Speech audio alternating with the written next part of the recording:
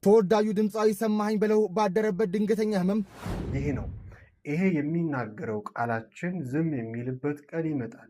ዛሬ ከባድ ቀን የዋለው ራበኛ ምንስ ይርባል። ሁላችሁ በጸሎታችሁ ብቻ አትርሱልኝ። ሃይማኖታችን ካህን ያልቀደመ ማን ይቅደም? እስኪ ይታያችሁ። ነገሩ እኮ ተገለባበጠ።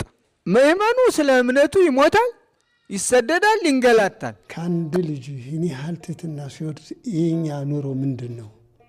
እኛም ዝቅ ብለን ልጃችን መርቀን ብዙ ታሪክ እንደሰራህ ብዙ ቤተክርስቲያኖች እንደረዳህ ብዙ ገዳማች እንደረዳህ እናውቃለን። ከልብ እናመሰግናለን አባቶቻችን። አሁን የእናንተ ድምፅ የሚያስፈልገን ጊዜ ነው።